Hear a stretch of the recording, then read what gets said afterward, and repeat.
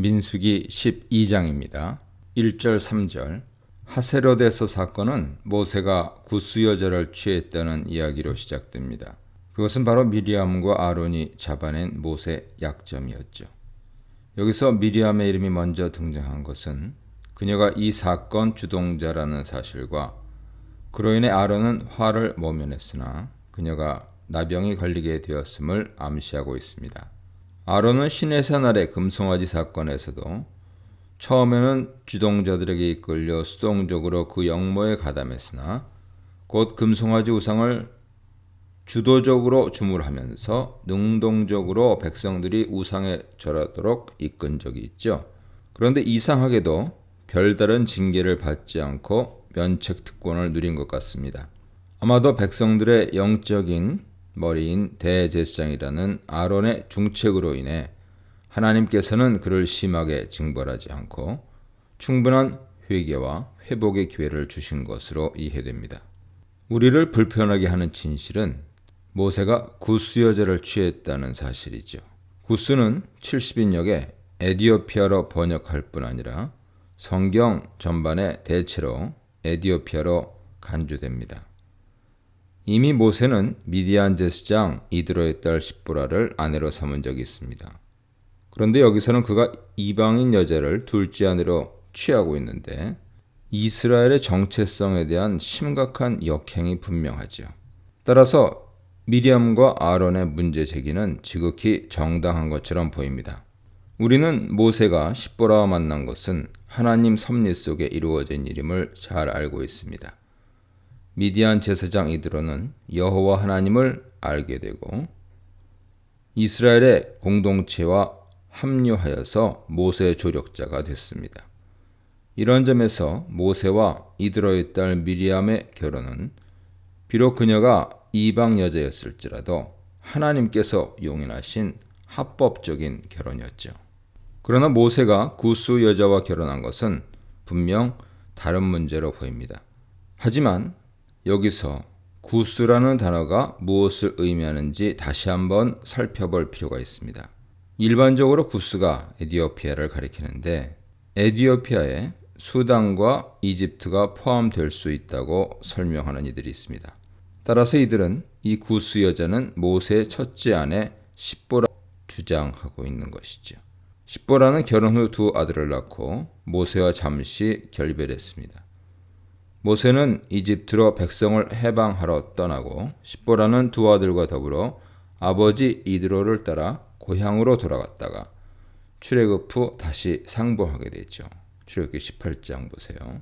이들은 그 사이에 모세가 구스 여자를 둘째 아내로 맞았으며 그것이 미리암과 아론의 불만을 샀다고 설명합니다. 이 사건에서 미리암과 아론이 시기상 뒤늦게 모세 아내 십보라를 문제 삼은 이유는 그녀가 출애굽 후에야 모세와 다시 만나 이스라엘 공동체에 합류했기 때문이죠. 그러나 분명히 하나님께서는 십보라를 모세의 합법적인 아내로 인정하신 상태였습니다. 더구나 이스라엘 공동체는 폐쇄적인 혈통 공동체가 아니라 수많은 잡족들이 합류해서 탈출해 나온 열린 공동체, 개방사회였습니다. 이는 궁극적으로 열방을 구원하시려는 하나님 미래 계획에 대한 암시였죠. 따라서 미리암과 아론의 문제 제기는 매우 불순하고 악의적이었다고 그들은 단순히 이를 빌미 삼아 모세의 특권을 질투하며 권위에 도전했던 것이죠. 그들의 항변은 매우 도발적입니다. 여호와께서 모세와만 말씀하셨느냐? 우리와도 말씀하지 않으셨느냐? 이것은 권력 지분을 요구하는 권력지향적인 인간 존재의 전형적인 모습입니다. 모세는 그 어떤 사람보다 온유한 사람이죠. 이런 평가는 모세 자신이 내릴 수 없기 때문에 많은 보수주의자들도 이 구절이 구약 정경 계시가 완료될 때 들어온 최종 편집자에 의한 삽입이라는 것을 인정합니다. 이런 삽입은 다분히 의도적이죠.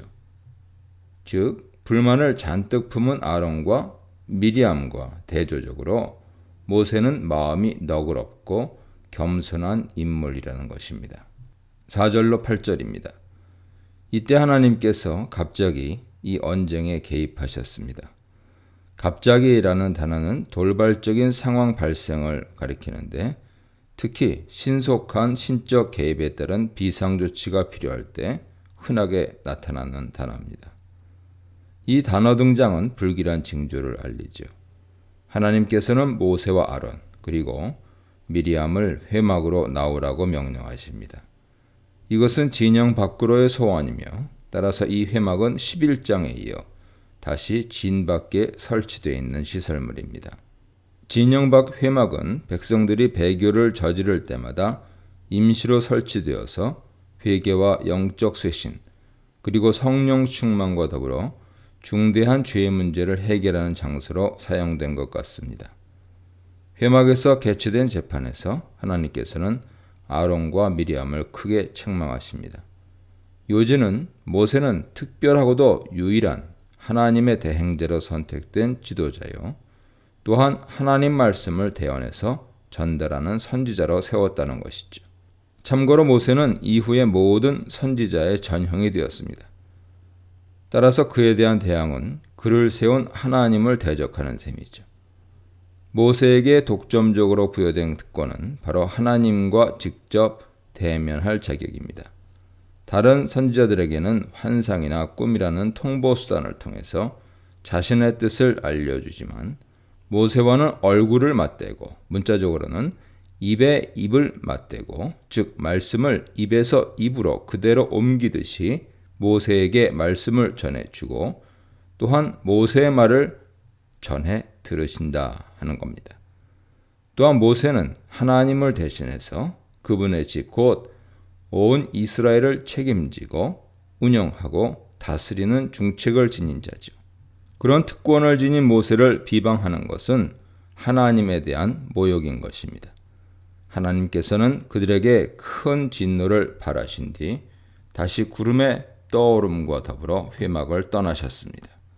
하나님의 진노는 미리암의 나병이라는 비극적인 결과로 나타났습니다. 11절로 16절입니다. 고대 이스라엘에서 나병, 곧 악성 피부병은 하나님의 징벌로 인식되었습니다. 그만큼 중대한 질병으로 간주되었기 때문에 나병에 걸린 사람은 부정하다를 외치면서 진영 밖으로 짐을 싸서 나가야 했습니다. 또한 병이 완치된 후에도 진영으로 복귀하는 절차가 4단계로 진행될 만큼 매우 엄숙하고 까다로웠으며 많은 희생 짐승들을 바쳐야 했습니다. 레위기 14장 보세요. 미리암이 바로 그렇게 하나님의 벌을 받아 나병에 걸렸죠. 아론은 화를 모면하는데 앞서 언급된 대로 대제사장이라는 그의 특별한 신분과 그가 이 반역에서 주동자가 아니라는 점이 감안되었을 수 있습니다. 그리고 11절에서 아론이 우리가 어리석은 일을 하여 죄를 지었다고 자백하듯이 그가 즉각 회개해서 면책되었을 것입니다. 아론의 입에서 나병의 전형적인 증상 한 가지가 묘사됩니다. 나병 환자는 피부의 살이 문드러지면서 썩어 마치 어머니 뱃속에서 사산되어 나온 시체와 같은 피부를 지닙니다. 이것은 나병이 죽음을 연상시키는 질병임을 말해주죠. 모세는 하나님께 간절히 용서를 구하는 탄원을 올립니다. 하나님께서는 모세의 기도를 들으시고 용서하기로 결정하시죠. 아마도 모세의 탄원만이 역할을 했던 것이 아니라 하나님께서 아론의 회개를 받으셨고 더불어 미리암도 회개했을 가능성이 있습니다. 다만 그녀가 주동자였기 때문에 면책되지 못했을 것입니다. 하나님의 용서는 원칙상 어떤 방식으로든 대가를 지불하게 하십니다. 죄의 대가로 짐승이 대신 희생되거나 혹은 대역죄로 전멸을 당할 징벌이 회개와 더불어 일부가 멸망하는 대가를 치르고 용서를 받습니다. 미리암도 그랬습니다.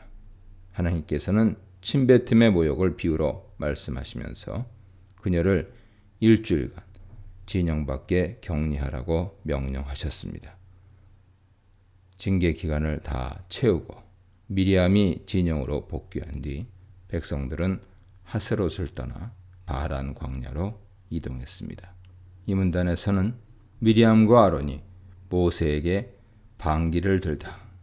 하나님이 모세를 변호하시다. 모세가 인내하고 온유하게 대하다에 대해 묵상해 보시기 바랍니다.